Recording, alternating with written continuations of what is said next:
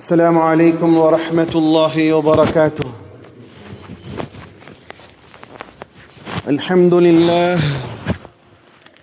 الحمد لله أستعينه وأستغفره ونعوذ بالله من شرور أنفسنا ومن سيئات أعمالنا.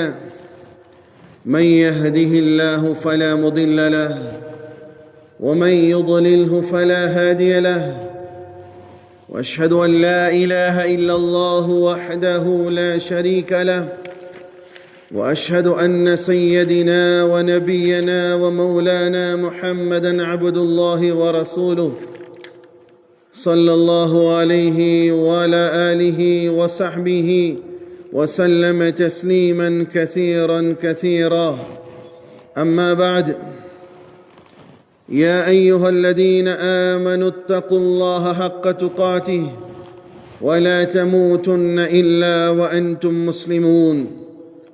وقال عز وجل: يا أيها الناس اتقوا ربكم الذي خلقكم من نفس واحدة وخلق منها زوجها وبث منهما رجالا كثيرا ونساء واتقوا الله الذي تساءلون بالأرحام إن الله كان عليكم رقيبا.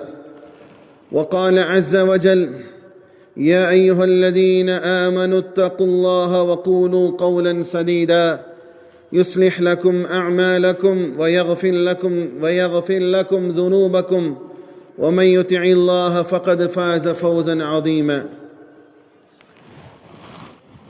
فإن خير الحديث كتاب الله وخير الهدي هدي محمد صلى الله عليه وسلم وشر الأمور محدثاتها فإن كل محدثة بدعة وكل بدعة ضلالة وكل ضلالة في النار، أو كما قال عليه الصلاة والسلام.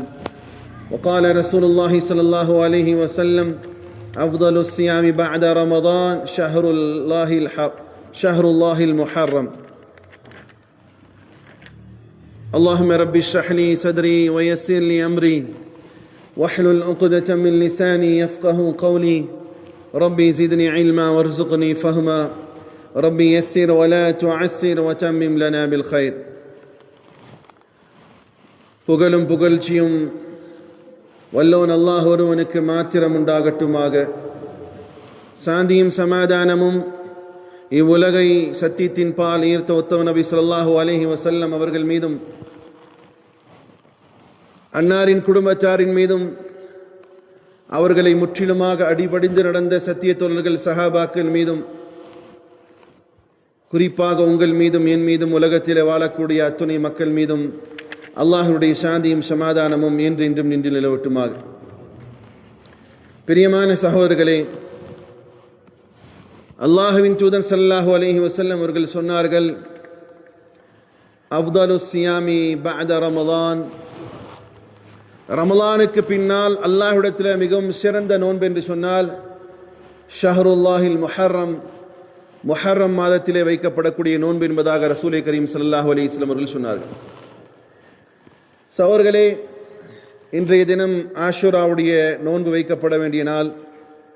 உங்களில் எத்தனை பேர் நோன்பு வைத்தீர்கள் என்று அல்லாஹுக்கு மட்டுமே வெளிச்சம்.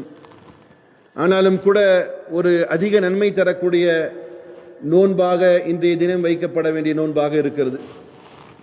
சகோதரர்களே, முஹர்ரம் என்று சொன்னால் அல்லாஹுடைய தூதர் ஸல்லல்லாஹு அலைஹி வஸல்லம் சொல்கிறார்கள்: ஷஹ்ருல்லாஹில் முஹர்ரம், அல்லாஹுடைய மாதமான முஹர்ரம் என்று சொல்கிறார்கள். இப்போ மற்ற மாதமெல்லாம் வேற ஆளுதா? இப்போ அத்தா வீட்டில் 10 குழந்தை இருக்குது, அதில் ஏதாவது ஒரு குழந்தை தான் அத்தா குழந்தைன்னு சொல்லுவாங்க இல்லையா? அத்தா புள்ள, அம்மா புள்ளைன்னு. மற்ற பிள்ளைங்கள்லாம் பக்கத்து வீட்டுக்கார் பிள்ளையா? அப்படி கிடையாது. அத்தாவுடைய பிள்ளைன்னு சொல்கிறதுக்கான அடிப்படைன்னு சொன்னால் அவ்வளோ அபிவிருத்தி, அவ்வளோ பிரியத்தினுடைய உச்சகட்டத்தினுடைய வார்த்தை அது. அப்போது அல்லாஹுடைய மாதம் என்பதாக ரசூலுல்லாஹி ஸல்லல்லாஹு அலைஹி வஸல்லம் சொல்கிறார்னு சொன்னால் அவ்வளோ கண்ணியப்படுத்த வேண்டிய ஒரு மாதம் தான் முஹர்ரமுடைய மாதம். ஆனால்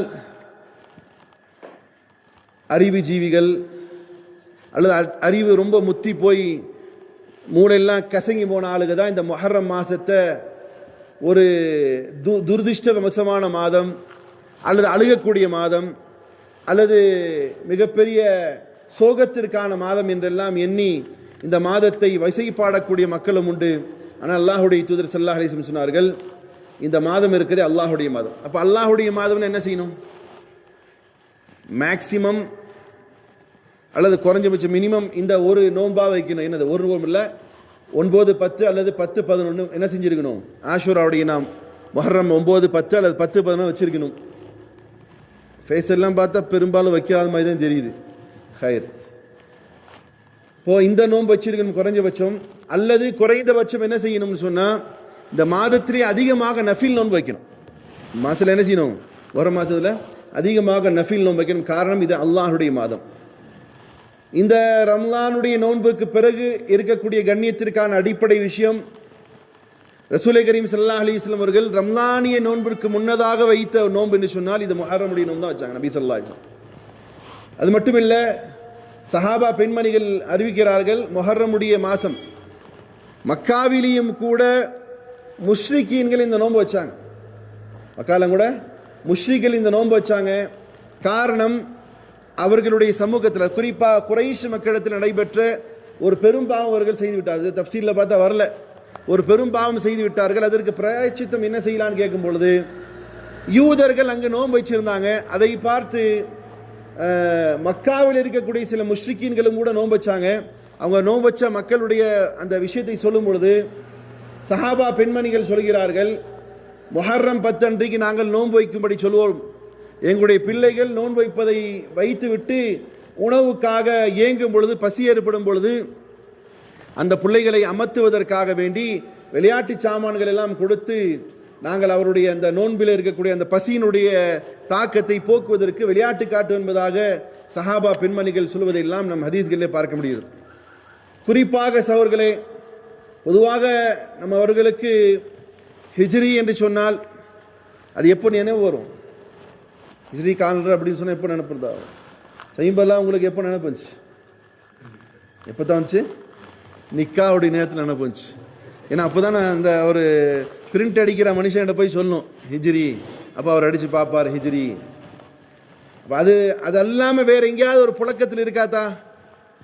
வேறு ஏதாவது புழக்கத்தில் இருக்கா ஹிஜ்ரி ஆண்டுங்கிறது? அது அப்பப்போ கேட்கணும்னா கல்யாணம் பிரியாணி சாப்பிட்ற முன்னாடி கேட்கலாம், ஹிஜ்ரி ஆண்டு 1448 அப்படின்னு சொல்கிறது அப்போ தான் கேட்க முடியுமே தவிர வேறு எந்த சந்தர்ப்பத்தையும் இந்த முஸ்லீம் சமூகம், அது ரம்ஜான்லேயும் கூட ஹிஜ்ரிங்கிறது இல்லை, என்ன காஜியார் அறிவிச்சிட்டாரா அப்படிங்கிற மாதிரி தான் வருமே தவிர ஹிஜ்ரியுடைய ஷவ்வாலுடைய 31, 30 அப்படியெல்லாம் நினைப்பிருக்க. சகோதரர்களே, ஹிஜ்ரி ஆண்டு என்பது இஸ்லாமிய கேலண்டர் இல்லையா? இப்போ இஸ்லாமிய கேலண்டரில் பெயர் சூட்டப்பட்டிருக்கு. இப்போ உதாரணத்துக்கு கிபி, கிமு அல்லது நம்ம இன்னைக்கு ஆங்கில கேலண்டர் இப்படிலாம் பேர் வச்சிருக்கிறோம். ஹிஜ்ரி என்பது இஸ்லாமிய வருட பிறப்பு அல்லது இஸ்லாமிய ஆண்டு என்பதாக பெயர் சூட்டியிருக்கோம். இப்போ அந்த ஹிஜ்ரி ஆண்டினுடைய துவக்கம் தான். நம்மால் மாற்றோரோட பழகி அப்படியே ஆகிட்டான். மாற்றாரோட பழகி அவர் தலைவர் போய் அங்கே கோழி வெட்டிட்டு வந்தார்னா இவனு தர்காலேருந்து கோழி வெட்டுறான். ஏன்னா அது ஜீன் அப்படியா இருக்கும்போது என்ன செய்ய முடியும்? அதை யாரையும் தவிர்க்க முடியாது. ஏன்னா ரத்தத்திலேயே ஊறி போச்சு சொல்லுவாங்கல்ல, நீ என்ன ரத்தத்திலேயே ஊறினது அப்படி தான் இருக்கிறீங்க. முன் சென்ற சமூகத்தில் இருந்த அந்த கலாச்சாரம் இன்னைக்கு வரைக்கும் இருக்கு. ஆனால் வரலாற்றின் அடிப்படையில் நமக்கான ஒரு, இப்போ உதாரணத்துக்கு சொல்ல போனால் எதுக்கு சொல்ல வந்தேன்னு சொன்னால், இப்போ கூட இருக்கிற பழக்க வழக்கங்கள், கூட இருக்கிற ஆளுகள் செஞ்சது அல்லது மூதாதையர்கள் செஞ்சது தான் நமக்கு நினைப்பு வருது. மூதாதையர்கள் செஞ்சுதான் நமக்கு நினைப்பு வருது. இப்போ உதாரணத்துக்கு ஜனவரி 1 அப்போ நம்ம முஸ்லீம்களுக்கு என்னது நியூ இயர் வருது. அதில் என்ன செய்வான்? கணக்கு போடுவான். இந்த நியூ இயரில் இருந்தாவது என்ன செய்யணும், நம்ம இது செய்யணும் அது செய்யணும் ஏதோ ஒன்று. அல்லது ஏப்ரல் ஃபுல்லுன்னு நினைப்பு வச்சிருப்பான். அல்லது மார்ச் 31 என்ன முடியுது, இயர் எண்டு, இதெல்லாம் தெரியும். ஆனால் முஹர்ரம் மாதம் என்பது அதை பற்றியான ஒரு செலிப்ரேஷன். அதுக்கு இஸ்லாத்தில் செலிப்ரேஷன் பண்ணுறதுக்கு அனுமதியும் கிடையாது. ஆனால் அந்த நினைவும் கூட இந்த சமூகத்துக்கு கிடையாது. சரி, ஏன் ஹிஜ்ரியை வருது அப்படின்னு சொன்னால், இல்லைங்க பிரியாணி அன்னைக்கு போடும்போது எங்கள் ஆளுங்க கேலண்டர் என்ன செய்யணும், எங்கள் ஆளுங்க போடாட்டி தப்பாக நினச்சிக்குவாங்க 4 பேர், அதனால ஹிஜ்ரி ஆண்டு அப்படின்னு போகிறோம் அப்படின்னு அர்த்தமா? இப்போ ஹிஜ்ரிங்கிறது என்ன? சரி, ஹிஜ்ரி புத்தாண்டுன்னு ஒன்று உருவாகிருக்கு. ஹிஜ்ரி என்ன மெசேஜ் தருது? இப்போ நம்ம ஜீனில் ஒன்று என்னது, நம்ம எல்லாம் யார்? தமிழர்கள் இல்லையா? நம்மளுடைய பூர்வீகம் சொன்னால் திராவிடம், அப்புறம் என்னது தமிழர்கள். மார்க்கத்தின் அடிப்படையில் யார்? நம்மெல்லாம் முஸ்லீம்கள் இல்லையா? அப்போது ஒரு பூர்வீகம் தமிழ் சொன்னால், இப்போது தமிழுக்குன்னு ஒரு ஆண்டு இருக்கு, என்னது? சித்திரை, வைகாசி, பங்குனி, இப்படிலாம் இருக்கு இல்லையா? அப்போது அந்த வருட பிறப்பும் கூட அரசியல் காரணங்களால் திடீர்னு அவங்க வந்தால் இதுதான் வருட பிறப்புங்குவான், இவன் தான் வருட பிறப்புன்னு சொல்லுவான். இப்போ அதுலேயும் கூட குழப்பம், எது வருட பிறப்பினுடைய ஃபர்ஸ்ட் டேட்டு. ஆனால் செல்லச்செறிவாக இஸ்லாத்தை அடிப்படையில் என்னது ஹிஜ்ரி ஃபர்ஸ்ட் டேங்கிறதுல ஏதாவது குழப்பம் இருக்காதா? ஏதாவது குழப்பம் இருக்கா? வேறு எதுக்கு இருக்கோ இல்லையோ அந்த நேரத்தில் என்ன செய்வாங்க, ஊருக்கு ஒரு காஜி இருக்காங்கல்ல, அந்த காஜிகள் என்ன செய்வாங்க, பறை தென்பட்டது, தென்படவில்லை, முஹர்ரம் என்னது ஃபர்ஸ்ட்டுன்னு அறிவிச்சிருவாங்க. எப்படியாவது வாட்ஸ்அப் குரூப்பில் வந்துடும். அப்போது ஹிஜ்ரி வருட பிறப்பில் எந்த ஒரு மாற்றமும் இல்லை. சரி, ஹிஜ்ரிங்கிறது எதற்கு பெயர் சூட்டப்பட்டது? வேறு ஏதாவது ஒன்று வச்சிருக்கலாம் இல்லையா? சார் இன்னைக்கு நீங்கள் விசேஷமாக வீட்டில் கொண்டாடக்கூடிய நாள்னு சொன்னால் எதை கொண்டாடுவீங்க? ரம்ஜான். இது இல்லை, மார்க்கம் இல்லாத வேறு நாள் எதை கொண்டாடுவீங்க? என்ன பண்ணுவீங்க? நிறைய இருக்கா? பெரும்பாலும் சின்ன குழந்தைங்களை கொண்டாடுறது எது?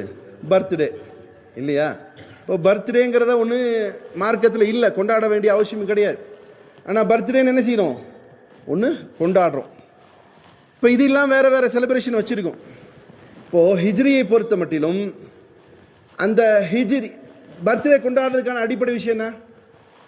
அன்றைக்கி தான் என் குழந்தை பிறந்துருச்சுன்னு கொண்டாடுறோம். இல்லை வெவ்வேறு நாட்கள், சில பேர் வருஷ பாத்தியான்னு கொண்டாடுவான். எதுக்குன்னா எங்கள் அத்தா அன்றைக்கி தான் மௌத்தானாரு, அந்த கொண்டாட்டம் தான் அது இல்லையா? இப்போ அடிப்படை ஒன்று இருக்குது. சரி, ஹிஜ்ரியுடைய அடிப்படை என்ன? ஏன் ஹிஜ்ரின்னு வரப்படுது? சரி, ஹிஜ்ரியை எப்படி வச்சிருக்கலாம்? நான் பிறந்த நாளுங்கிற குறிப்பிட்டு வச்சு அந்த நாளை ஏதாவது செலிப்ரேஷன் டேடாக செலிப்ரேஷன் செய்யும்போது ஹிஜ்ரி எப்போ வந்திருக்கணும்? ஹிஜ்ரி எப்போ? நபி ஸல்லல்லாஹு பிறந்த மாதம் எப்போதா? ரபியுல் அவ்வல் மாதம். அப்போ தானே ஹிஜ்ரி உருவாகினேன். ஏன்னா என் பர்த்டேவுக்கு நான் செலிப்ரேஷன் பண்ணுறதுக்கு நான் ரொம்ப ஆர்வப்படுறேன். அப்போ என்னுடைய தூதர் பிறந்தது எப்போ? ரபியுல் அவ்வல் 12. அப்போ தானே ஆரம்பிச்சிருக்கணும். ஏன் ஆரம்பிக்கல அப்படின்னு சொன்னால் ஹிஜ்ரி ஒரு மெசேஜ் தருது தான். ஹிஜ்ரி என்ன செய்யுது? இந்த ஹிஜ்ரிங்கிறது நபி ஸல்லல்லாஹு காலத்தில் கிடையாது. இந்த கேலண்டருங்கிறது நபியுடைய காலத்தில் கிடையாது. எப்போ இந்த ஹிஜ்ரிங்கிறது உருவானதுன்னு சொன்னால் ஹலீஃபத்துர் ரசூல் ஹஜ்ரத் உமர் ரலியல்லாஹு அன்ஹுடைய காலத்தில் தான் என்ன செய்யுது? உருவானது. அப்போ இது எங்கிருந்து உருவாக்கம் கொண்டு வரணும்னு முடிவு செய்யும் பொழுது அபிப்பிராயம் நிறைய வருது. நபியுடைய பிறந்த நாள்லேருந்து உருவாக்கலாமா? இப்போ நபியுடைய பிறந்த நாளும் டெத்தும் என்னது சேம் டைம், அப்போ அது உருவாக்க முடியும். இப்படியான பேச்சுக்கள் ஓடிக்கொண்டே இருக்கும் பொழுது சகோதரர்களே, உமர் ரலியல்லாஹு அன்ஹு முடிவு செய்கிறாங்க, இந்த இஸ்லாமிய கேலண்டர் என்பது உருவாக்கம் எதிலிருந்து உருவாக்கணும்னு சொன்னால் ஹிஜ்ரியிலிருந்து உருவாக்கணும். எதிலிருந்து உருவாக்கணும்? ஹிஜ்ரி. இப்போ ஹிஜ்ரின்னு என்னத்தா? ஹிஜ்ரத், அதாவது நாடு துறந்து போவது. மக்காவிலிருந்து என்ன செய்தது? மதீனாவுக்கு ஹிஜ்ரத் செய்து போவதற்கு பெயர் தான் என்னது? ஹிஜ்ரத். அவ மக்காவிலிருந்து மதீனாவுக்கு ஹிஜ்ரத் செய்து போவதனுடைய அந்த நாளை குறிப்பிட்டு அது கேலண்டராக்கப்படுவதற்கான அடிப்படை காரணம் என்ன அப்படின்னு சொன்னா, உங்களுக்கு எனக்கு ஒரு மெசேஜ் இருக்கு. ஹிஜ்ரத் என்பது சாதாரணமான ஒரு வரலாற்று நிகழ்வு கிடையாது. சார் நமக்கு பத்ர் யுத்தம், உஹது யுத்தம் எல்லாம் ஞாபகம் வரும். பத்ர் யுத்தம் நினைவுக்கு வந்தால் என்னத்தான் நினைப்பு நடத்துது? அதுக்குள்ள யாரோ கொரட்டை வர மாதிரி. பத்ர் யுத்தம் உருவானதுக்கு பத்ர் நாள் அப்படின்னு சொன்னா முஹல்லாக்கல்ல ஞாபகம் வருது. எதை வச்சு நிர்வாகம் ஞாபகம் வரும்? அன்னைக்குன்னு பார்த்து பத்ர் 17 அன்னைக்கு ரொட்டி கறி சொட்டு கொண்டு வந்து தருவார் ஒரு வயசான பெருசு. அப்போ ஞாபகம் வச்சுக்கலாம் என்னது? சரி, இன்னைக்கு பத்ர் சாபாக்கள் 313 பேர்ல துவா ஓதுறாங்க. அன்னைக்கு பாத்தியாவதி என்ன செய்ய போறாங்க? கறி வச்சு அடி வெளுக்க வாங்குறாங்க இல்லையா? இப்போ ஏன் அதை கொண்டு வந்திருக்கலாமே? பத்ருடைய யுத்தம், உஹது, நமக்கு பெருசா தெரியுது. பத்ரு யுத்தம், உஹதுடைய யுத்தம், கந்தக்குடைய யுத்தம், இதெல்லாம் கொண்டு வராமல் யுத்தமே நடக்காத ஒரு பெரிய தியாகம் இல்லாத போன்று தெரியக்கூடிய ஹிஜ்ரியை ஏன் இஸ்லாமிய வருட பிறப்பாக வைத்தார்னு சொன்னா, உண்மையிலே சொல்ல போனா அதுல மிகப்பெரிய தாக்கம் இந்த சமூகத்திற்கு இருக்கிறது. ஒரு பெரிய மெசேஜ் இருக்கு. குறிப்பாக சார் ஹிஜ்ரத்னு சொன்னா சரியான டிரான்ஸ்லேட் பண்ணும் சொன்னா நாடு கடந்து செல்லுதல். இப்போ யாராவது நீங்கள் நாடு கடந்து சென்றிருக்கிறீங்களா, இல்லை நாடு கடந்து இங்கே வந்திருக்கிறீங்களா? அப்படி யாரும் இங்கே இருக்க மாட்டீங்க. இப்போ நாடு கடந்து செல்லுதல் என்ற வருத்தம் யாருக்கு இருக்குன்னு தெரியுமா? இன்னைக்கு அப்படி இஸ்லாத்தின் அடிப்படையில் நாடு கடந்து சென்றவர்களும் இல்லை, இஸ்லாத்தின் அடிப்படையில் இஸ்லாத்திற்காக வேண்டி நாடு கடந்து இங்கே வந்தவர்களும் யாரும் கிடையாது. கடந்து வந்தவங்க எல்லாம் போயிட்டாங்க, மௌத்தாயிட்டாங்க, ஷஹீத் ஆயிட்டாங்க. சரி, நாடு கடந்து செல்லுதல் என்ற அந்த ஒரு செயலை மட்டும் வச்சுக்குவோம். அதோடைய தாக்கம் எங்கே இருக்குன்னு சொன்னா ஏர்போர்ட்ல போய் நின்று பாருங்க. எங்க பார்க்கணும்? போறது 1 வருஷம் தான் போவாரு, அல்லது 2 வருஷம் விசால போவாரு. இப்போ போகும் பொழுது அந்த பொண்டாட்டி பிள்ளைகளை விட்டுட்டு அந்த உள்ள எமிகிரேஷன் அந்த ஏர்போர்ட்ல உள்ள என்ட்ரு ஆகும் போதே அவருடைய ஃபேஸை பாருங்க. சிரிச்சிட்டேவா போவாரு, இல்லாட்டி சிரிச்சிட்டு டாட்டா காட்டுவாரு. அப்படி திரும்பி கேமரா அங்கே ஃபோக்கஸ் பண்ணி பார்த்தா தான் தெரியும் 1 வருஷம் தன் வீட்டாரை விட்டு செல்லக்கூடிய நபருடைய முகமே எவ்வளோ வாடும். அப்படியே அங்கிட்டு போய் பாத்ரூம்ல நிக்கிற மாதிரி நின்று வேற ஆள் முன்னாடினா, அப்போ ஏர்போர்ட்ல போனா எல்லாமே பிச்சைக்காரன் கூட எப்படி இருப்பான், டிப் டாப்பா கோட் சூட் போட்டுட்டு இருப்பான். அப்போ ஏர்போர்ட்ல உள்ள பாத்ரூம்ல போய் நின்றுட்டு அவன் மூஞ்சியை பார்ப்பான், ஒரு மாதிரியா கலங்குவான், அழுதுட்டு நிற்பான். யாருமே அங்கே இருக்க மாட்டாங்க. ஏன்னா மனைவி மக்களை விட்டுட்டு போறதுடைய தாக்கம் அந்த மனுஷனுக்கு தான் தெரியுமே தவிர வேற எல்லாத்துக்கும் தெரியாது.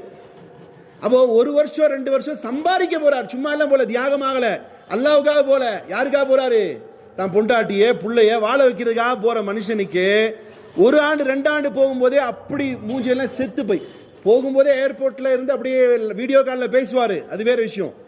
இவருக்கே மன வலி அவ்வளோ இருக்குதுன்னு சொன்னா, ஹிஜ்ரத்தில் உதாரணத்திற்கு ஒரே ஒரு சம்பவத்தை உங்களுக்கு சொல்லி புரிய வைக்கிறேன். ஷுஐப் ரூமி ரலியல்லாஹு தஆலா அவர்கள் மக்காலிருந்து நாடு துறந்து மதீனாவின் பக்கமாக போறார். அப்படி போகும் பொழுது ஷுஐப் ரூமி ரலியல்லாஹு தஆலா அவர்கள் தன் ஊருக்கு, அவர் ரோம் நாட்டிலேருந்து வந்து மக்கால ஒரு பெரிய பிசினஸ்மேன், மிகப்பெரிய பிசினஸ்மேன், சாதாரண பிசினஸ்மேன் இல்லை.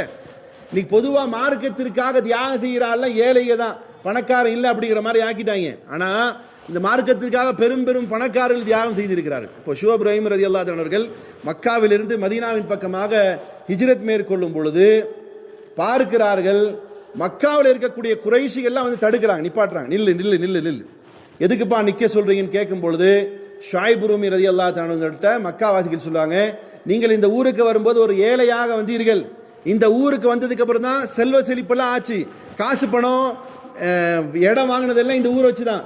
எப்போ நீங்க இந்த ஊரை விட்டு மதீனாவுக்கு போறீங்களோ நபியுடைய உத்தரவு கொண்டு அந்த கணமே நீங்கள் இங்கே சம்பாதிச்ச காசுல இங்கே வச்சுட்டு போனுங்கிறாங்க. முடியுமா தா முடியுமா? சும்மா 1000 2000 இருந்தா இந்தாத்தா புறா 1000 ரூபா, இந்த காசுல இவ்வளவுதான்டா கூலி வாங்கி தூக்கி போட்டு போலாம். இவர் பெரிய சொத்துக்களை வாங்கி வச்சிருக்காரு, கோடான கோடி ரூபாவுடைய சொத்துக்கள் இருக்கு. அவங்க கையை பிடிச்சி சொல்றாங்க, அப்படி போறதா இருந்தா இங்கெல்லாம் விட்டுட்டு போ. ஒரே வார்த்தை ஷுஐப் ரூமி ரலியல்லாஹு அன்ஹு சொன்னாங்க, எல்லாம் உங்களுக்கானது வச்சுக்கோங்க, என் இடம், என் பொருள், என் காசு, என் செல்வம் எல்லாம் வச்சுக்கோங்க, நான் என் நபி சொன்ன அந்த வார்த்தையை கண்ணியப்படுத்துகிறேன் என்று சொல்லிட்டு எல்லாத்தையும் விட்டு வெறும் கையாக பசியோடு என்ன செய்கிறார், மதீனாவின் பக்கமாக ஹிஜ்ரத் செய்து போகிறார். நபி ஸல்லல்லாஹு அலைஹி வஸல்லம் அவர்கள் அவர்களை வரவேற்பதற்காக சொன்ன வார்த்தை ரஹீப ஷுஐப், ரஹீப ஷுஐப், ரபீஹ ஷுஐப். பெஸ்ட் பிசினஸ் செஞ்சு வச்சிருக்கிறீங்க ஷுஐபே. காரணம், முழு சொத்து சுகத்தையும் காசு பணத்தையும் லேண்டையும் விட்டுக்கிட்டு என்ன செய்யறாரு ஷுஐப் ரலியல்லாஹு அன்ஹு மதீனாவின் பக்கம். அது மட்டும் இல்லை சொல்ல, இது மாதிரி சொல்லிட்டே போன நேரம் பார்த்து ஒன்றும் இல்லை. அபூ சல்மா ரலியல்லாஹு அன்ஹு அவர்கள் ஹிஜ்ரத் செய்வதாக மக்கத்து குறைஷிகளுக்கு செய்தி வருது. வீட்டுக்கு முன்னாடி வந்து நிற்கிறாங்க. அபூ சல்மாவே, நீங்க மதீனாவின் பக்கமாக ஹிஜ்ரத் செய்து போவதாக இருந்தால் போய்க்கோங்க, நீங்க மதீனாவின் பக்கமாக ஹிஜ்ரத் செய்து போவதாக இருந்தால் போய்க்கோங்க. எங்க வீட்டு பிள்ளை உங்க மூலமா அனுப்ப முடியாது, எங்க பிள்ளை என்ன செய்ய முடியாது. மனைவியும் பிள்ளையும் கையில எடுத்து வச்சுக்கிட்டு அந்த மக்கள் என்ன செய்யறாங்க, நீங்க போங்க, ஆனா எங்க பிள்ளைய எங்க பேர குழந்தை விட முடியாது. அப்படியே மனைவியும் மக்களையும் என்ன செய்யறாரு, விட்டுட்டு மதீனாவின் பக்கமாக ஹிஜ்ரத் செய்து போகிறார். பெருமானார் ஸல்லல்லாஹு அலைஹி வஸல்லம் என்ன செய்யறாரு, தன்னுடைய குடும்பத்தாரில் பெரும்பாலானவர்களை விட்டு விட்டு என்ன செய்யறாரு, மதீனாவின் பக்கமாக ஹிஜ்ரத் செய்து போகிறார். சகோதரர்களே, இப்படியாக சஹாபாக்கள் ஏராளமானவர்கள் வரலாறுல நீங்க எடுத்து படிச்சு பாருங்க, ஹிஜ்ரத்துடைய சம்பவங்களை எல்லாம் அப்படியே எல்லாமே தூக்கிட்டு போல, சரி இந்த ஊர்ல அடுத்த ஊர் அப்படி போல எல்லாத்தையும் விட்டு விட்டு மேற்கொண்ட பயணத்தினுடைய பெயர் தான் என்னதா? ஹிஜ்ரத். பெரும் பெரும் சோங்கள் இந்த ஹிஜ்ரத்தில் அடங்கி இருக்கு. அதனால தான் கேலண்டருக்கு என்ன பேர் வைக்கலாம்னு சொல்லி முடிவு செய்யும் பொழுது சொன்னார்கள், ஹிஜ்ரி என்பதாக வைக்கலாம். இந்த மக்களுக்கு ஒரு விஷயத்தை தெரிந்து கொள்ளணும், பின்னால் வரக்கூடிய சந்ததிகள் தெரிஞ்சு கொள்ளணும். ஹிஜ்ரத் என்பது நீங்க பிரியாணி சோறு சாப்பிட்றதுக்கு முன்னாடி அந்த நாளுக்கு கல்யாணத்தில் போடுறீங்களே, அதுக்காக போட வந்ததல்ல ஹிஜ்ரி. ஹிஜ்ரி கேலண்டர் இஸ்லாமிய வருடப்பிறப்பு என்பது நீங்க திங்கிற பிரியாணிக்கு முன்னாடி போடுறதுக்கான டேட் அல்ல. ஹிஜ்ரி என்பது பல சஹாபா பெண்மணிகள் தன்னுடைய கணவன்மார்களை இழந்த சம்பவங்கள் அதில் மறைஞ்சிருக்கு. பல சஹாபாக்கள் தன்னுடைய அல்லாஹ்வுடைய பொருத்தத்திற்காக மட்டுமே. இப்போ எந்த அளவுக்குன்னா அல்லாஹ்வே வசனத்தை இறக்குறான். யாருக்கு இறக்குறான்னு சொன்னா ஹஜ்ரத் ஷுஐப் ரலியல்லாஹு தஆலா அவர்களுக்காக அல்லாஹ் இறக்குறான். சூரா அல் பக்ரா அத்தியாயம் 2 வசனம் 207 அல்லாஹ் சொல்றான், வமினன் நாஸி மை யஷ்தரி நஃப்ஸஹு இப்திகா அமர்லாத்தில்லாஹ். சிலர்கள் இருக்கிறார்கள் அல்லாஹ்வுடைய பொருத்தத்திற்காக வேண்டி தன்னை தானே அவர்கள் விட்டு விடுகிறார்கள். யாருக்காக எழுதப்பட்ட வசனம் இது? ஷுஐப் ரூமி அவருக்கு மட்டும் இல்ல, பல சஹாபாக்கள் அப்படிதான் இருந்தாங்க. எல்லாத்தையும் இழக்க தயாரானாங்க அல்லாஹ்வுடைய பொருத்தத்திற்காக. இன்னைக்கு என்ன செய்யறோம்? ஊர்காரம் பொருத்தத்துக்காக, காசுக்காக, பதவிக்காக, அற்ப சுகத்துக்காக அல்லாஹ்வுடைய மார்க்கத்தை விற்க துணிந்த எத்தனையோ நயவஞ்சர்கள் இந்த உலகத்தில் இருக்கத்தான் செய்கிறார். ஆனால் சஹாபாக்களை பொறுத்தவரைக்கும் எப்படி இருந்தாங்க? மனைவி, மக்கள், சொத்து, சுகம், வியாபாரம் எல்லாத்தையும் தூக்கி வீசுவோம். யாருடைய பொருத்த வேணும்? அல்லாஹ்வுடைய பொருத்த. அதான் அல்லாஹ் சொல்றான், வமினன் நாஸி மை யஷ்ரி நஃப்ஸஹு இப்திகா மர்லாத். அல்லாஹ்வுடைய பொருத்தத்திற்காக தன்னை அவர்கள் விட்டு விடுகிறார்கள். வல்லாஹு ரவுஃபும் பில் இபாத். நிச்சயமாக அல்லாஹ் அவர்கள் மீது மிக்க அன்புடையவனாக இருக்கிறான்னு சொல்றான். பிரியமான சகோதரர்களே, இப்படி ஹிஜ்ரத் அந்த சம்பவம் மிகப்பெரிய மெசேஜை தருகிறது.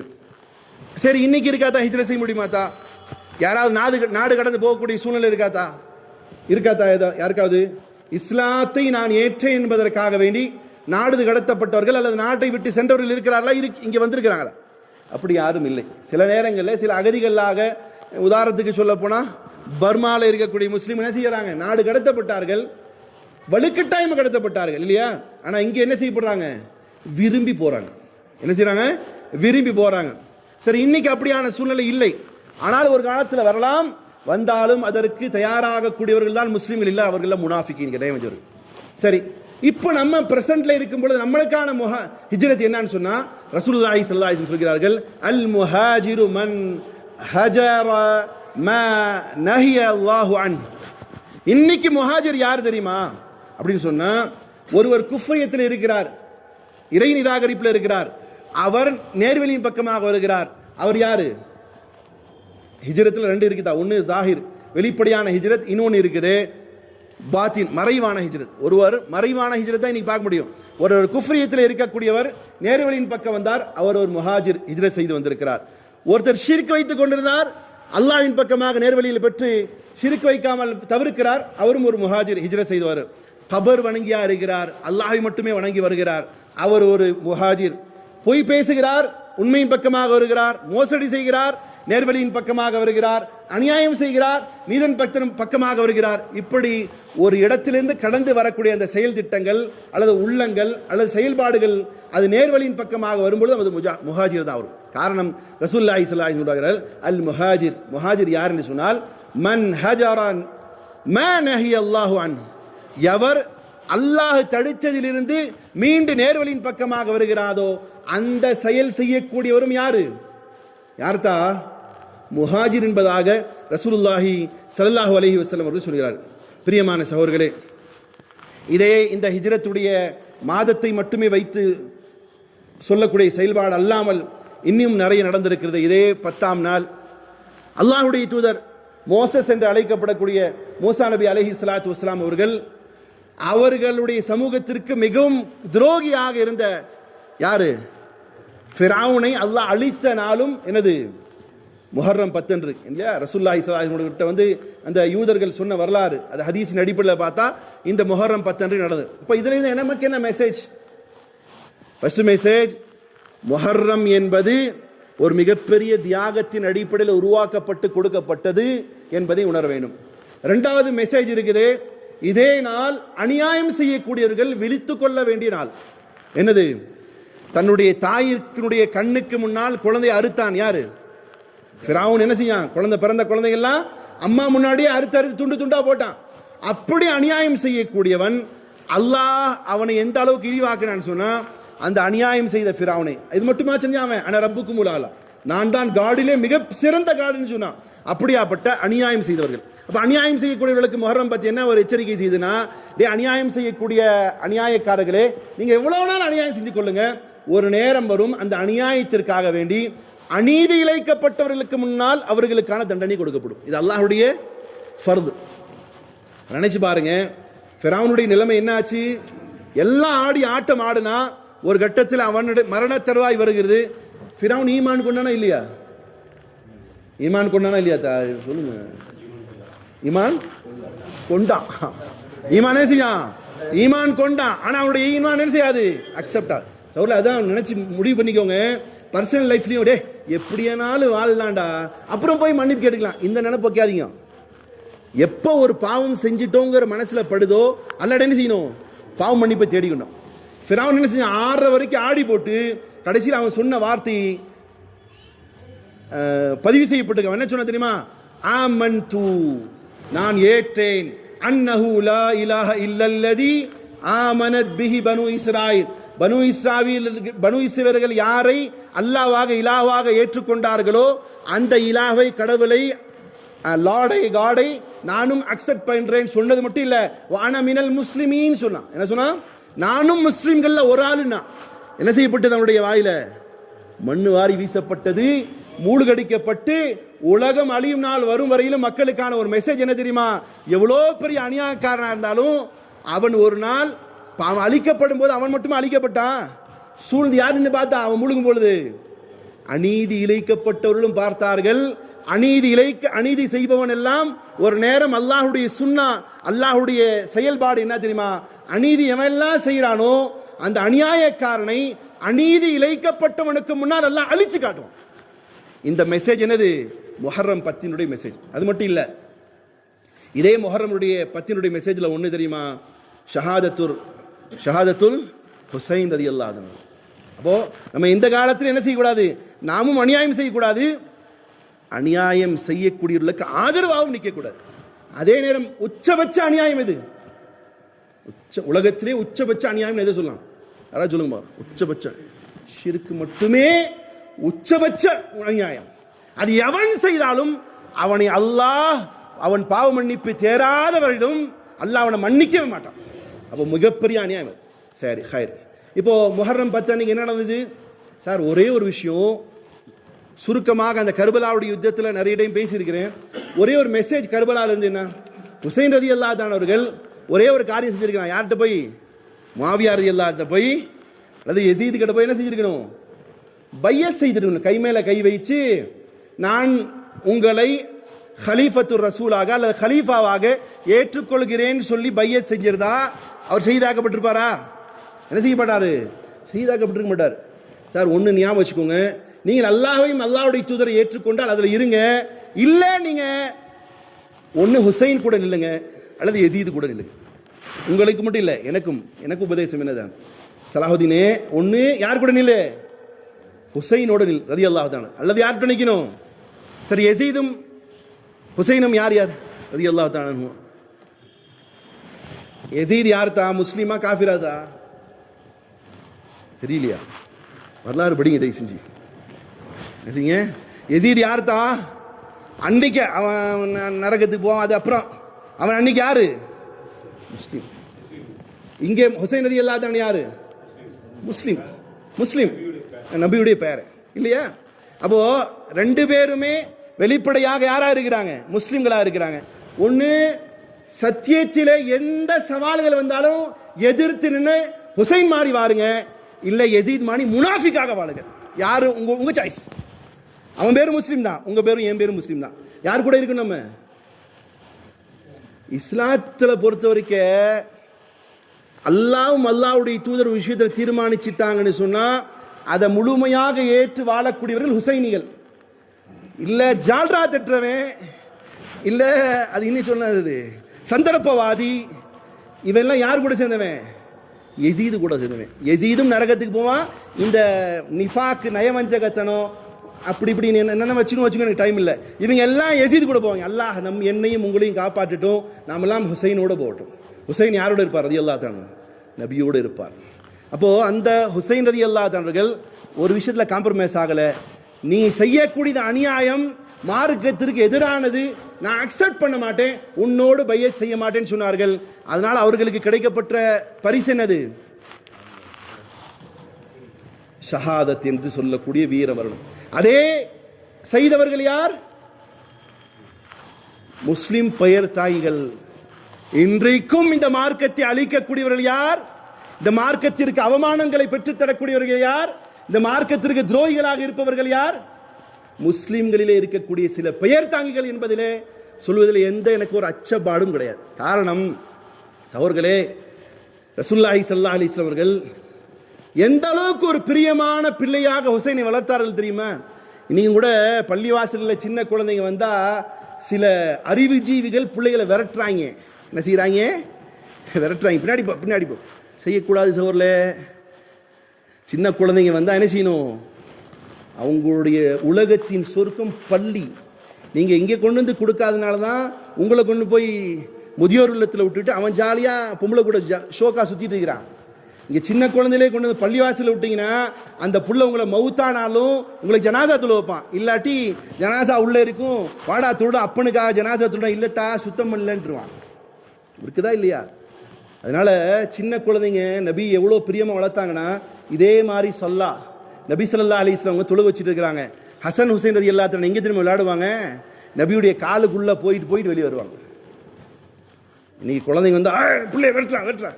தயவு செஞ்சு அப்படி உங்களில் யாராவது கேரக்டர் இருந்தால் செய்யாதீங்க. சின்ன குழந்தை வந்தால் முதல் சஃப்ல நிற்க விடுங்க. நபி தடுத்திருக்கணுமா இல்லையாத்தா? தடுக்கலை. சின்ன குழந்தை ஹசன் ரலியல்லாஹு தஆலா அவர்கள் நபி ஸல்லல்லாஹு அலைஹி சஜ்தா செஞ்சுட்டு இருக்கிறாங்க, மேலே ஏறி உட்காந்துருக்கு. அடுத்தது ஹுசைன் ஏறுவார், அடுத்தது ஹசன் ஏறுவார். நபி தடுக்கவே மாட்டார். ஒரு நேரம் எப்படி வந்துருச்சு தெரியுமா? நபி ஸல்லல்லாஹு அலைஹி வஸல்லம் மேலே ஹசன் ரலியல்லாஹு தஆலா சஜ்தால இருக்காங்க, படுத்து கிடக்குறாங்க விளையாண்டுட்டு. சஹாபாக்களுக்கு ஒரு டவுட் வந்துருச்சு, ஒரு கால் நபி போயிட்டார் வல்லாட்ட. ஏன்னா சஜ்தாலேருந்து எந்திரிக்கவே இல்லை. சஜ்தாலேருந்து எந்திரிக்க. அதே மாதிரி ஒரு இமாம் செஞ்சார், அதுவும் சொல்லிடுறேன், ஒரு 5 நிமிஷம் எக்ஸ்ட்ரா எடுத்துக்கிறேன். ஏன்னா லாஸ்ட்டாக தானே வந்திருக்கிறீங்க, நல்ல செய்தி கேட்டு போங்க. ஒரு ஊரில் ஹஜ்ரத்துக்கு சம்பளத்துக்கு இமாம் வச்சிருக்கிறாங்க. சஜ்தா செஞ்சால் எல்லா மக்களும் பார்த்துருக்காங்க. சஜ்தாவில் ரொம்ப நேரம் ஹஜ்ரத் செய்யலை. நபி ஸல்லல்லாஹு அலைஹி வஸல்லம் சஜ்தா செய்யல, சாபி பார்த்துட்டாரு. இந்த ஊர் மக்கள் பார்க்கல, ரொம்ப நேரமாக சஜ்தா பண்ணியிருக்காரு, பார்க்கவே இல்லை. திடீர்னு ஒரு ஆள் என்னடா ஆச்சு இந்த பயவில் போயிருச்சான்னு மெதுவாக தலையெடுத்து பார்த்தா அசரத்து காணோம். யார் காணோம்? அசரத்து காணோம். டேய் அசரத்து காணோம், என்னடா பண்ணுறீங்க? எந்திரிக்கா பண்ணா அசரத்து வெளியே போயிட்டு அவர் கொஞ்சம் பீடி குடிக்கிற பழக்கம் ஊதிட்டு இருக்காரு. என்ன அசரத்து தொழு வைக்காம நீ பாட்டு வெளியிட்டு ஊதிட்டு இருக்கிறேன்னு கேட்டிருக்காங்க. டேய் நீ கொடுக்குற சம்பளத்துக்கு 2 ரக்காத் தாண்டா முடியும், மீதி 2 ரக்காத் நீயே தொழுதுக்கூடா அப்படின்னாரு. ஒரு விஷயத்துக்கு சொல்கிறேன். அதனால உலமாக்கள் இருந்தால் கண்ணியப்படுத்துங்க, உலமாக்கள் இருந்தால் சத்தியம் சொல்கிற அளவங்கள வெளியே தூக்கி வீசுங்க. ஹஜ்ரத்து சயின்ஸை படிக்கிறது, குரான் ஹதீஸ்க்கு எதிராக பேச வெளியே அனுப்பிடுங்க. ஹக்கா இருந்தால் உயிர் கொடுத்து கூட வைங்க. யாரை பொறுத்த வரைக்கும்? ஹஜ்ரத்தை கூட பொறுத்த வரைக்கும். அப்போ இந்த மேட்டருக்கு வரேன். நபி ஸல்லல்லாஹு அலைஹி வஸல்லம் அவங்க எழுந்திரிச்சு பார்க்குறாங்க, காண ஆள். இது சாரி, மேலே குழந்தை உட்காந்துட்டு இருக்கு. சஹாபி குழந்தை மட்டும் அப்படி இழுக்கலான்னு கையை எழுதுறாரு. நபி ஸல்லல்லாஹு அலைஹி வஸல்லம் சஜ்தால இருக்கும் பொழுதே கையை பிடித்து கையை காட்டுறாங்க. என் பேர குழந்தைய விளையாடுறது என்ன செய்யாத, தடுக்காதீங்க. நான் சஜ்தால கொஞ்சம் நேரமான பரவாயில்ல. என் குழந்தைகள் யார்? அவர்கள் சய்யிது ஷபாபி அஹ்லில் ஜன்னா, சொர்க்கத்தினுடைய வாலிபர்களுடைய தலைவர். அந்த தலைவரும் ஒரு மெசேஜ் கொடுத்துட்டு போறாரு எனக்கு உங்களுக்கும். என்ன மெசேஜ் கொடுத்துட்டு போறா தெரியுமா? இதே கர்பலா, இதே ஃப்ரைடே கர்பலாவினுடைய யுத்தத்தில் பெருமானார் ஸல்லல்லாஹு அலைஹி வஸல்லம் பேர குழந்தை எதிரிகளோடு யசீதுடைய படையோடு சண்டையிட்டு கொண்டு இருக்கும் பொழுது, நில்லுங்க பாய், லேட்டாக வந்தால் அப்படி நில்லுங்க, ஒன்றும் விஐபி கிடையாது, நில்லுங்க அப்படி. ஏன்னா கர்பலாவில் யுத்தம் நடந்துட்டு இருக்குது. அப்படி நடந்துட்டு இருக்கும் பொழுது ஹுசைன் ரலியல்லாஹு தஆலா அவர்கள் மெசேஜ் கொடுக்குறாங்க. யார்கிட்ட சொன்னா, எதிரியுடைய தலைவர் ஷிமர் இடத்துல, எப்பா எங்களுக்கு தொழுகைக்கான நேரம் வந்துருச்சு, கொஞ்சம் தொழுகைக்காக நேரத்தை கொடுண்டு. ஜுஹைர் ரலியல்லாஹு தஆலா சொல்லி அனுப்புகிறாங்க, இப்போ எங்களுக்கு தொழுகை நேரம் ஆச்சு, கொஞ்சம் தொழுகைக்கு டைம் கொடு. இப்போது ஷிமர் சொல்லி அனுப்புகிறான், உங்களுக்கு தொழுகைக்கான பர்மிஷன் கொடுக்க முடியாது, இன்னொரு வார்த்தையும் சொன்னான். என்ன தெரியுமா சொன்னா? நுமைர்னு சொல்லக்கூடிய சொன்னா உங்க தொழுகை அக்செப்ட் ஆகாதுன்ட்டான். யாரை பார்த்து சொன்னா? யாருடைய தாத்தாவின் மூலமாக இந்த உம்மத்திற்கு தொழுகை கிடைக்கப்பட்டதோ அவர்களை பார்த்து சொல்கிறான். என்னது? உங்களுடைய தொழுகையே ஒப்புக்கொள்ளப்படாதுங்கிற மெசேஜை சொல்றான். ஹுசைன் ரலியல்லாஹு தஆலா ஒன்றும் பேசல. அப்படியாப்பா, சரி டைம் கொடுக்க மாட்டீங்கண்ணா, சரி பாதி பேர் தொழுவுங்க, பாதி பேர் யுத்தம் புரியுங்க, பாதி பேர் தொழுங்க. வாளினுடைய நிழலிலும் கூட ரத்தம் சொட்டப்பட்ட உடல்களிலே இருக்கக்கூடிய ரத்தங்கள் வலியும் பொழுதும் கூட கைகால் உடைக்கப்பட்ட நிலையிலும் கூட ஹுசைன் ரலியல்லாஹு தஆலா அவர்கள் அவருடைய தாத்தாவுடைய சமூகமாக இருக்கக்கூடிய உங்களுக்கும் எனக்கும் மெசேஜை கொடுக்கிறாங்க. நீங்கள் வெட்டப்பட்டிருந்தாலும் உங்களுடைய உடல்களிலே ரத்தங்கள் எல்லாம் பீரிட்டு ஓடினாலும் தொழுகை விடுவதற்கு யாருக்கும் எனக்கும் கூட அனுமதி இல்லை என்பதனுடைய மெசேஜை இந்த முஹர்ரமுடைய 10 உணர்த்துகிறது. நம்ம என்ன சொல்லுவோம்? ஃபஜருக்கு எந்திரிக்க முடியாட்டி குளிர் ரொம்ப. கொடைக்கானல் வாசிகளுக்கு இவ்வளோ பெரிய பள்ளிகள் கட்டப்பட்டிருக்கிறது, 4 அடுக்குகள் 5 அடுக்குகள் கட்டப்பட்டிருக்கிறது. சுபவுடைய நேரத்தில் போனால் 7-8 பேர், அதிகபட்சமா 20 பேருக்கு மேல காணோம். அத்தனை முஸ்லிம்களின் இடத்திலும் கேட்கப்பட்டால் சொல்லக்கூடிய வார்த்தை என்ன தெரியுமா? குளிரில் எங்களுக்கு எந்திரிக்க முடியல. கபரஸ்தான்ல கொண்டு போய் அதே குளிர்ல ஒரு சொற்றும் இல்லாமல் ஒரு பிளாங்கெட் இல்லாமல் போடும் பொழுது உங்களுடைய தொழுகையில் சரியாக இருந்தால் அந்த கபரில் இருக்கக்கூடிய வாழ்க்கை சரியாக இருக்கும். உங்களுக்கு மட்டுமில்லை, எனக்குமானது. இந்த மெசேஜை கொடுத்துட்டு ஷஹீத் ஆகிறாங்க. என்ன எப்படியாப்பட்ட ஷஹாதத் தெரியுமா? குழந்தை தொட்டிலே இருக்கும் பொழுதே நபி ஸல்லல்லாஹு அலைஹி வஸல்லம் பேர குழந்தைகளை பார்த்து சொன்னார்கள், இவர்கள் சொர்க்கத்தினுடைய வாலிபர்களுடைய தலைவர் என்று. நன்மாராயம் வாலிப வயசுல சொல்லல, குழந்தையா இருக்கும் போய் சொன்னாங்க. யுத்தம் நடப்பதற்கு முன்னால ஹுசைன் ரலியல்லாஹு தஆலா தூங்கி அப்படி எந்திரிக்கிறாங்க. எந்திரிக்கும் போது சந்தோஷமா சிரிக்கிறாங்க. எங்கேயாவது யுத்த காலத்தில் கழுத்து அறுவப்படும் பொழுது சந்தோஷமா சிரிப்பு வருமாத்தா? இத்த உங்கள்ட்ட தான் கேட்குறேன், வருமாத்தா? எதிரி எல்லா ஆயுதத்தோட நிற்கும் போது சந்தோஷமா வருமாத்தா? ஆனால் ஜைனப் ரலியல்லாஹு கேட்குறாங்க, என்ன தம்பி சிரிச்சுட்டே எந்திரிக்கிறியே, இந்த மாதிரி காலத்தில். அப்போ ஹுசைன் ரலியல்லாஹு தஆலா சொன்ன வார்த்தை என்ன தெரியுமா? கனவுல தாத்தாவை பார்த்தேன். யாரு தாத்தா? யாருத்தா? முஹம்மது ஸல்லல்லாஹு அலைஹி வஸல்லம் சொன்னாங்க, கனவுல தாத்தாவை பார்த்தேன், மகனே உன்னை வரவேற்க வந்துட்டேன்னு சொன்னாங்க தாத்தா, அதனால தான் சிரிச்சிட்டே எந்திரிச்சேன். உயிர் போறதுக்கு முன்னாடியும் கூட சொர்க்கவாதி என்பதனை டிக்ளரேஷன் செய்யப்பட்டதற்கு பிறகும் கூட ஹுசைன் ரலியல்லாஹு தஆலா அவர்கள் தொழுகை விடுவதற்கு என்ன செய்யல? மனம் வரவில்லை. மெசேஜ் கொடுத்துட்டு போறாங்க, எப்பா நான் நபியுடைய பேர குழந்தையாக இருந்தாலும், நான் சொர்க்கத்தினுடைய வாலிபருடைய தலைவராக இருந்தாலும், இப்போ நான் மவுத்தான அடுத்த கணமே என்னுடைய ரூஹை கைப்பற்றுவதற்கு வரக்கூடிய மலக்குமார்களோடு என்னுடைய பாட்டனார் வந்திருக்கிறார் என்பதனுடைய செய்தி எனக்கு தெரிந்திருந்தாலும் கூட எனக்கு தொழுகை விடுவதற்கு அனுமதி இல்லை. இந்த சமூகமே தெரிந்து கொள்கின்ற மெசேஜை இதே முஹர்ரம் 10க்கு வந்திருக்கிறது என்று சொன்னால் கேட்கக்கூடிய நீங்கள் எல்லாம் கண்டிப்பாக அசர் தொழுகை என்ன செஞ்சிடாதீங்க, வருவதற்கு மறக்காதீங்கன்னு சொல்றேன். மறந்து போனா இந்த பயான் கேட்டதுக்கு அர்த்தமே இல்லை. அல்லாஹ் ரப்புல் இஸ்ஸத் ஹிஜ்ரி ஆண்டினுடைய முழு தாக்கத்தையும் விளங்கி, ஹிஜ்ரி என்று சொன்னாலே சொல்லும் பொழுதே அது ஒரு பவரோடு சஹாபாக்களுடைய தியாகத்தை நினைவு கூர்ந்து, நமக்கு கொடுக்கப்பட்ட மெசேஜ்களை நினைவு கூர்ந்து ஒரு ஹக்கான மூமினாக வாழ்வதற்கு அல்லாஹ் எனக்கும் உங்களுக்கும் நம் சந்ததிகளுக்கும் அல்லாஹ் தௌஃபீக் செய்யட்டுமாக. அகூலி